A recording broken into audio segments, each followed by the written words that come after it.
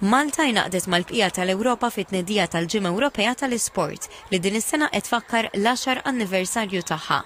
L-inizjattiva għandalan li tħeġġeġ lil nies ta' kull età ġejjin mill-ma sfond sportiv ġejjin biex jagħmlu aktar attività fiżika u jadottaw stil ta' ħajja b'saħħtu.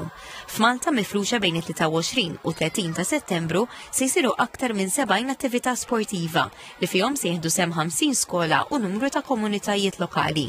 Il-qofol jintlaħaq fl-aħħar 6 ta' Settembru fil-kumpless sportiv ta' Ħalkirkop fejn il-pubbliku huwa mistieden jattendi u jipprova sa 20 dixxilpina sportiva.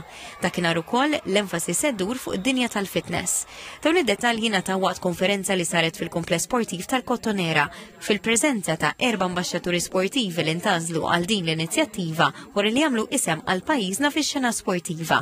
Tkellimna ma' wieħed minnhom, iż-żagħżugħ Gianluca Ketkuti li jipprattika l-isparar tal-plattina. Jiena ħeġġeġ il-pubbliku Malti waqt ikollu jipparteċipa tal-affarijiet għaliex ikollhom iċ-ċans li waqt jitalmu sport ġdid, jekk ma jkunu jitalmu sport ġdid jaraw sports oħrajn, jiltaqgħu man-nies u jipparteċipaw fil-komunità li hija finalment l-iktar ħaġa importanti dal-affarijiet li ninġabru kollha u ninaqdu bl-sports. Iċ-Chairman ta' Sport Malta Matthew Pisani saħaq li l-isport mhux biss kompetizzjonijiet u riżultati imma wkoll inklużjoni u saħħa u żied li l-viżjoni ta' Sport Malta tibqa' li tippromovi ħajja aktar attiva għal kulħadd. U avvenimenti li fejn nilħu tragward ta' l-10 snin fejn rajna miljuni ta' Ewropej bis-saħħa tal-isport u l-attività fiżika jiċċaqalqu u jiddirizzaw is-saħħa kemm mentali u fiżika tagħhom. Il-Ministru għall-Edukazzjoni u l-Isport Clifton Grima deskriva l-Ġimgħa Ewropea tal-Isport bħala vetrina l-ħidma li ssir tul is-sena.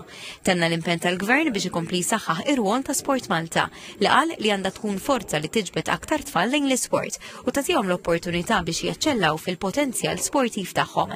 Din il-konferenza saret fil-ġurnata li rat it-tmiem tal-programm Summer on the Move li tul is-sajf laqgħa mijiet ta' tfal fi klassijiet u attivitajiet sportivi.